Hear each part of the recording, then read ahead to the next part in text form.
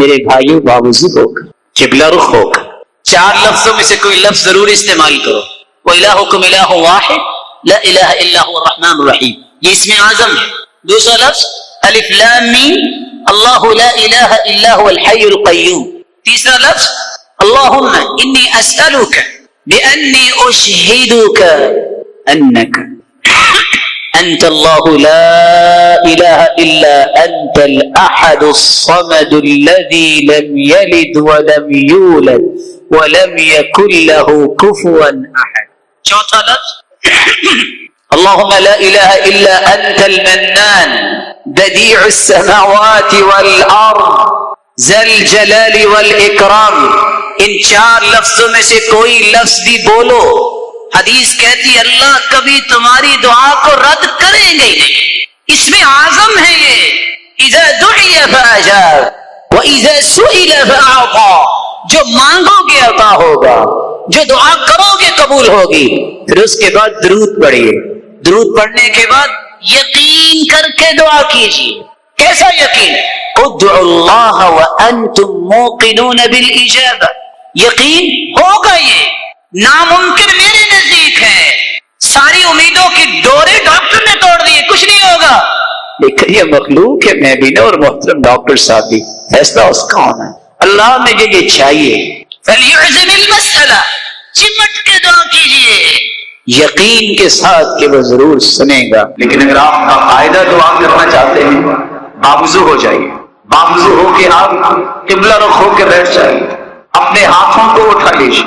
ہاتھوں کو اٹھانے کے بعد اللہ عز و جلال کی کثرت سے تعریف کیجیے. اور اللہ عز و جلال کی کثرت سے تعریف کرنے کے ساتھ ساتھ اپنے گناہوں کا اعتراف کیجیے، اقرار کیجیے.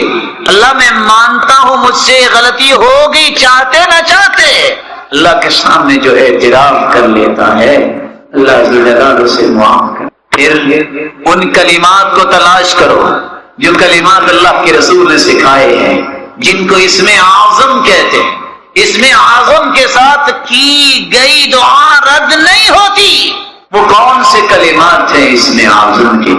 اللہم انی اسألک بأنی اشہدک انک لا الہ الا انت الاحد الصمد الذي لم يلد ولم يولد ولم يكن له كفوا احد.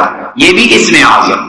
دوسرا اسم اعظم اللہم لا الہ الا انت المنان بدیع السماوات والارض یا ذا الجلال والاکرام. یہ بھی اسم اعظم. پہلی ابو داؤد کی روایت اور یہ جامع ترمذی کی. اور تیسرا اسم اعظم اللہم انی اسألک بأن لک الحمد لا الہ الا انت وحدک لا شریک لک المنان بدیع السماوات والارض ذو الجلال والاکرام. یہ بھی اسم اعظم. سنن ابن ماجہ کی روایت.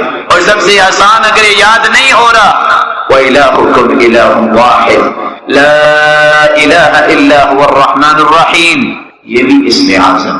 اگر آپ کو یہ بھی مشکل لگتا ہے الف لام میم اللہ لا الہ الا هو الحی القیوم. ان 5 اسم اعظم میں سے کوئی کلمات ضرور اختیار کریں. اس کے بعد پھر رسول اللہ صلی اللہ علیہ وسلم پہ درود بھیجیں. اور درود بھیجنے کے بعد سب سے پہلے اپنے لیے دعا کریں. دعا کرتے وقت ایک بات کو 3 مرتبہ ضرور کہیں. آپ صلی اللہ علیہ وسلم کا طریقہ تھا كان اذا دعا دعا ثلاثا واذا تكلم تكلم ثلاثا. جب بھی آپ دعا کرتے تو 3 مرتبہ دعا کرتے. اور دعا میں زور پیدا کریں. یہ نہ کہیں اللہ اگر تو چاہتا ہے تو دے دے. نہیں، انہ لا مستکرہ. اللہ کے فیصلوں کو کوئی روکنے والا ہے؟ یہ کہو کہ اللہ مجھے دے. کثرت سے یہ بات کہیں. آپ اپنے رب سے مانگ رہے ہیں، اس کے فیصلوں کو کوئی روکنے والا نہیں ہے. مت کہیے کہ اللہ اگر آپ چاہتے ہیں تو دے دے. نہیں، اس یقین کے ساتھ دعا کیجیے یا اللہ مجھے یہ چاہیے اور میں نے لے کے ہی جا. رسول اللہ صلی اللہ علیہ وسلم نے سورۃ الفاتحہ کے بارے میں کتنی خوبصورت باتیں بیان کی. سب سے پہلی بات رسول اللہ صلی اللہ علیہ وسلم نے فرمایا والذی نفسی بیدی. قسم ہے اس ذات کی جس کے ہاتھ میں میری جان ہے. ما انزل في التوراة ولا في الانجيل ولا في الزبور ولا في الفرقان مثلها يعني القرآن وإنها لسبع من المثاني والقرآن العظيم الذي أعطيته.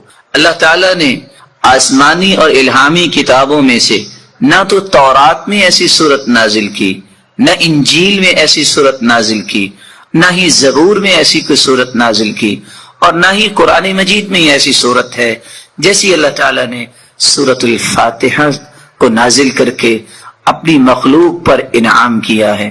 یہ 7 آیتیں بار بار پڑھی جانے والی ہیں. یہ ام القرآن بھی ہے، قرآن مجید کی ماں کا درجہ اس کو دیا گیا. ام الکتاب بھی ہے، یہ کتاب اللہ کی ماں کا درجہ دیا گیا اس کو. رسول اللہ صلی اللہ علیہ وسلم نے ایک دوسری روایت میں فرمایا کہ سورۃ الفاتحہ یہ ایک بے مثال نور ہے، ایک ایسی روشنی ہے. سیدنا عبداللہ ابن عباس رضی اللہ تعالی عنہ بیان کرتے ہیں، بینما جبریل قاعد عند النبی صلی اللہ علیہ وسلم سمع نقیضا من فوقه فرفع رأسه فقال. رسول اللہ صلی اللہ علیہ وسلم کے پاس جبریل امین تشریف فرما تھے. اچانک سے ایک آواز آئی. رسول اللہ صلی اللہ علیہ وسلم نے اپنا سر مبارک اٹھایا اور پوچھا یہ آواز کیسی ہے؟ تو جبریل امین نے جواب دیا، هذا باب من السماء فتح اليوم لم يفتح قط الا اليوم. آسمان کا یہ وہ دروازہ کھلا ہے جو آج تک نہیں کھلا تھا. فنزل منه ملک، اور اس دروازے سے ایک فرشتہ زمین کی طرف اترا ہے. فقال هذا ملک نزل الى الارض لم ينزل قط، پہلے نہیں اتارا گیا یہ فرشتہ الا اليوم، آج ہی اس کو اترنے کا حکم دیا گیا. فسلم، اور اس فرشتے نے اتر کر سلام کہا. وقال ابشر بنورین، اے اللہ کے محبوب 2 روشنیوں کے لیے، 2 روشنیاں اور 2 نوروں کے ساتھ آپ کو خوشخبری دینے آیا ہوں. اوتیتہما لم یؤتہما نبی قط قبلک، ایسے نور جو آپ سے پہلے کسی نبی کو عطا نہیں کیے گئے. فاتحۃ الکتاب ایک سورۃ الفاتحہ ہے، وخواتیم سورۃ البقرہ، اور سورۃ البقرہ کی آخری آیات ہیں.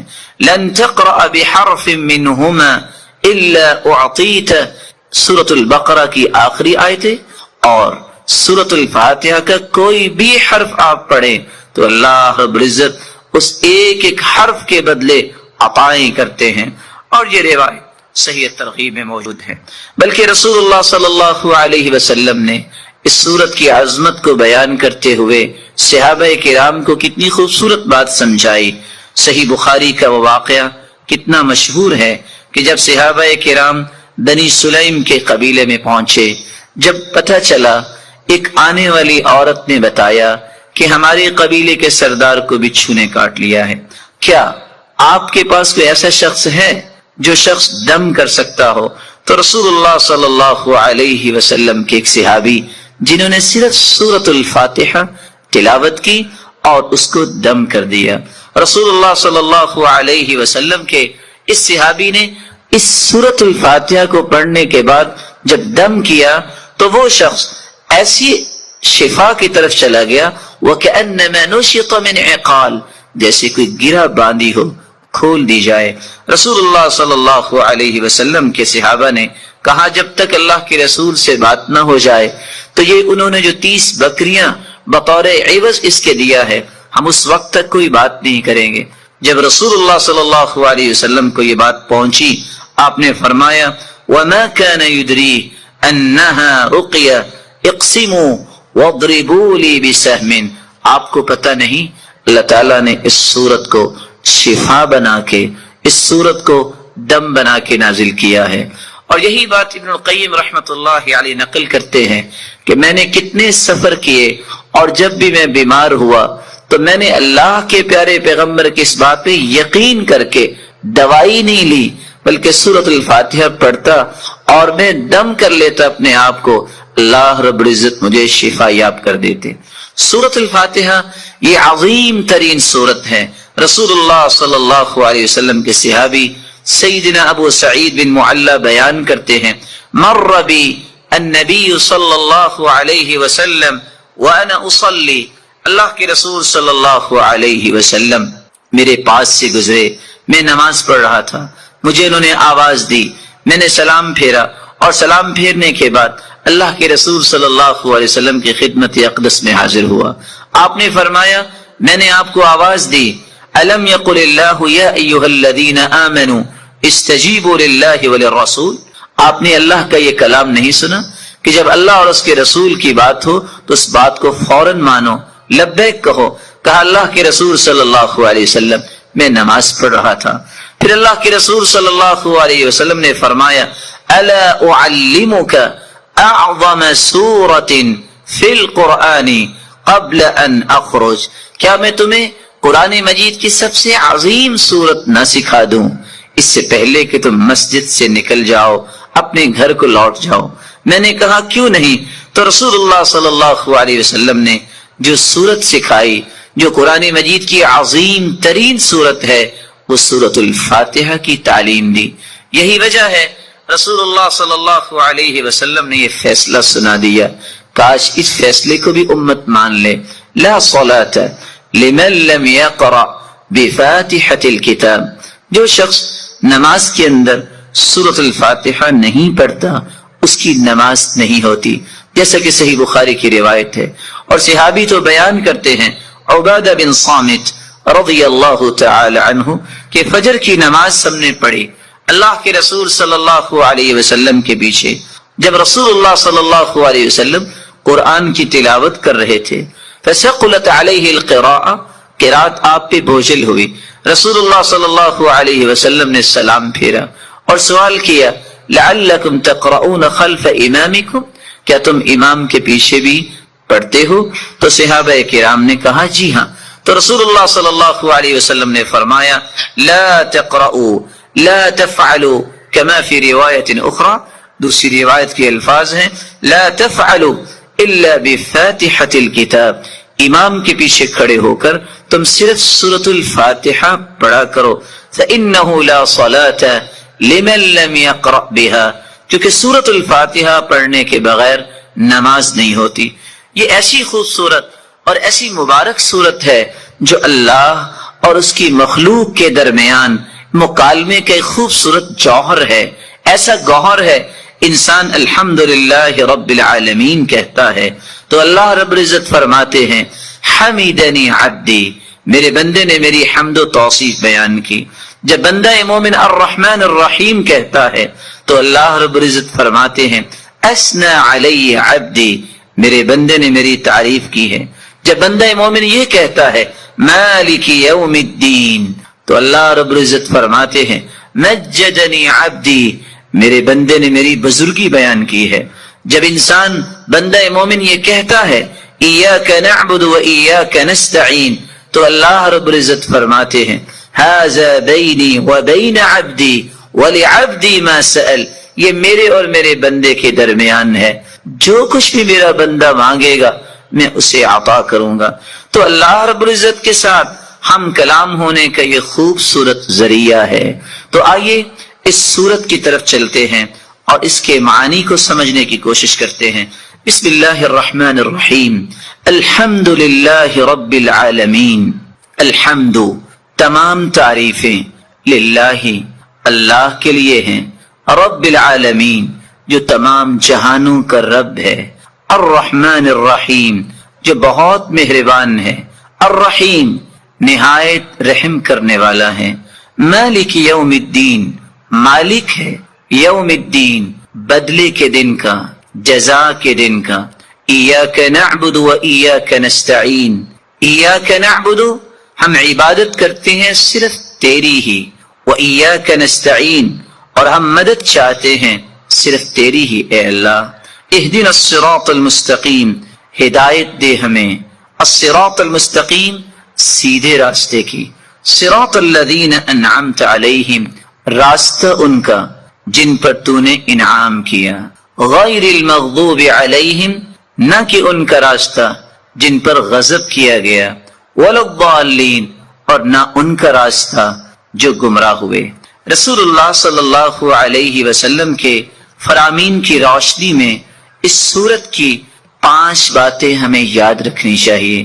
جب رسول اللہ صلی اللہ علیہ وسلم نے فرما دیا کہ سورت الفاتحہ کے بغیر نماز نہیں ہوتی، تو بندہ مومن کو یہ یقین کر لینا چاہیے، آپ کو 10 دلائل کوئی پیش کر دے، آپ کو 10 کو دلائل پیش کر دے، جب تک سورت الفاتحہ آپ نہیں پڑھ لیتے کبھی بھی اس بات پہ اطمینان نہ کیجئے گا کہ میری نماز مکمل ہوئی ہے یا نہیں۔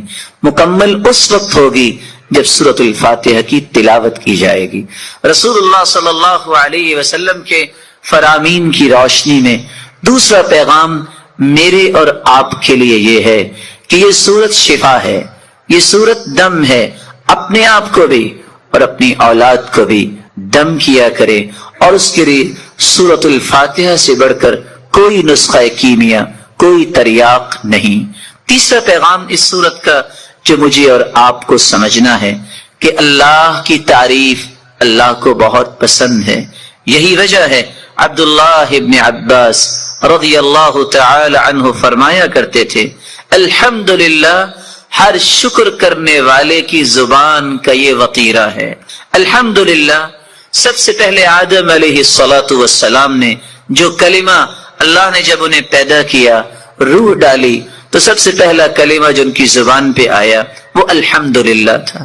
نوح علیہ السلام نے بھی کہا فَقُلِ الْحَمْدُ لِلَّهِ الَّذِي نَجَّانَا مِنَ الْقَوْمِ الظَّالِمِينَ، اور ابراہیم علیہ السلام نے بھی یہی کہا الحمدللہ الذی وہب لی علی الکبر اسماعیل واسحاق، اور داود اور سلیمان علیہم السلام کے قصے میں بھی یہی بات ملتی ہے، وقال الحمدللہ الذی فضلنا علی کثیر من عباده المؤمنین، اور اللہ رب العزت نے اپنے پیغمبر سے بھی مخاطب ہو کر فرمایا وقل الحمدللہ الذی لم يتخذ ولدا، اور اللہ رب العزت نے قرآن مجید میں اس بات کا تذکرہ کیا کہ جنتیوں کی زبان پہ بھی اگر کوئی بات ہوگی تو وہ یہی ہوگی الحمدللہ الذی اذهب عنا الحزن، اور وآخر دعواہم ان الحمدللہ رب العالمین،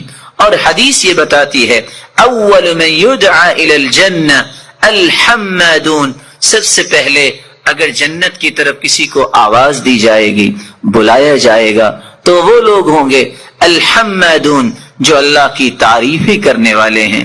اور اللہ کے رسول صلی اللہ علیہ وسلم کو قیامت کے دن جو جھنڈا دیا جائے گا لواء الحمد، وہ اللہ کی تعریف کا پرچم ہوگا۔ آدم فمن سواہ تحت لوائی، رسول اللہ صلی اللہ علیہ وسلم نے فرمایا آدم سے لے کر قیامت تک آنے والی آدمیت بشمول انبیاء اور انسانیت میرے اس پرچم تلے ہوگی، اور اللہ کے رسول صلی اللہ علیہ وسلم کو مقام محمود عطا کیا جائے گا۔ اللہ کی تعریف یہ اللہ کو بہت پسند ہے، اور اس بات کو سمجھانے کے لیے میں ایک اور حدیث پیش کرنا چاہوں گا۔ رسول اللہ صلی اللہ علیہ وسلم کے صحابی بیان کرتے ہیں قیامت کو جو ترازو قائم کیا جائے گا، جس ترازو میں نیکیاں اور برائیاں ان کا وزن ہوگا، اتنا بڑا ترازو ہوگا، لو وضعت السماوات والارض ومن فیہن فی کفہ لوسعتہن، اگر 7 آسمان اور 7 زمینیں اس ترازو کے ایک پلڑے میں رکھ دیے جائیں تو ایک پلڑا بھی بھرے گا نہیں۔ لیکن اللہ کی تعریف کا کلمہ صحیح مسلم کی روایت کی روشنی میں والحمدللہ تملأ المیزان، جو اللہ کے فیصلوں پر خوش ہو کر اللہ کی تعریف کرتے ہوئے یہ کلمہ اپنی زبان پہ لے آتا ہے الحمدللہ، تو اس مبارک کلمے کی وجہ سے قیامت کے دن میزان کے دونوں پلڑے نیکیوں سے بھر جائیں گے، جبکہ ایک پلڑا 14 کے 14 طبق رکھ دینے سے بھی بھرے گا نہیں۔ اللہ رب العزت ہمیں اللہ کی کثرت سے تعریف کرنے اور اس کے ذکر کرنے کی توفیق عطا فرمائے۔ چوتھی نصیحت اور چوتھا پیغام اس سورت کا یہ ہے کہ ہم نماز کی ہر رکعت میں جب یہ کہتے ہیں ایاک نعبد و ایاک نستعین، اللہ تیری ہی عبادت کرتے ہیں اور مدد بھی تجھ ہی سے مانگتے ہیں، تو پھر کسی بندہ مومن کو اس بات کو بھلانا نہیں چاہیے۔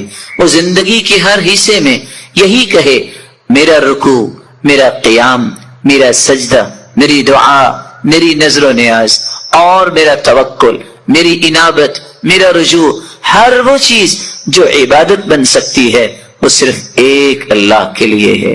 اس کو بھلائے نہیں، اور مدد مانگتے وقت بھی اس حدیث کو بھی نہ بھلائے اور اس اقرار کو بھی نہ بھلائے، فَإِذَا اسْتَعَنْتَ فَاسْتَعِنْ بِاللَّهِ، جب بھی تم مدد طلب کرو تو اللہ سے مدد طلب کیا کرو۔ پانچواں پیغام جو بالکل بھلانے والا نہیں، اور یہ بہت خوبصورت پیغام ہے اس سورت کا، کہ جب ہم مانگتے اللہ تعالیٰ سے یہ ہیں کہ اللہ ہمیں صراط مستقیم نصیب فرما، اور یہ وہ صراط مستقیم ہے جو اللہ تعالیٰ نے اپنے انعام یافتہ لوگوں کو عطا کیا، اور انعام پانے والے لوگ کون ہیں؟ اولئک الذین انعم اللہ علیہم من النبیین والصدیقین والشہداء والصالحین۔ وہ انبیاء کا راستہ ہم مانگتے ہیں، صدیقین کا راستہ مانگتے ہیں، شہداء کا راستہ مانگتے ہیں، صالحین کا راستہ مانگتے ہیں۔ وحسن اولئک رفیقا، ان سے بڑھ کے خوبصورت رفاقت کس کی ہو سکتی ہے؟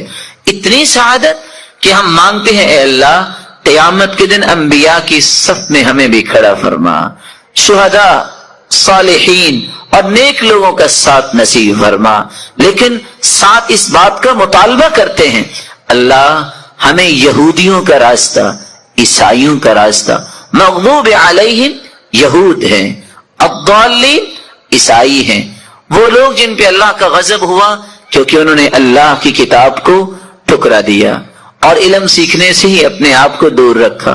عیسائیوں کو کیوں ضالین کہا گیا؟ یہ کیوں گمراہ ہیں؟ پڑھنے کے باوجود انہوں نے عمل کرنا پسند نہیں کیا۔ اس لیے ہم راستہ مانگتے ہیں اللہ تعالیٰ سے، انبیاء اور شہداء اور صالحین اور صدیقین کا، جن کو علم سے محبت تھی، جن کو اللہ کا تقرب حاصل کرنے کا ذوق اور شوق تھا۔ یہی وجہ ہے کہ حکم آ گیا کہ جب تم وللضالین امام کہتا ہے تو تم آمین کہا کرو، اللہم استجب دعاءنا، اے اللہ ہماری دعا کو قبول فرما۔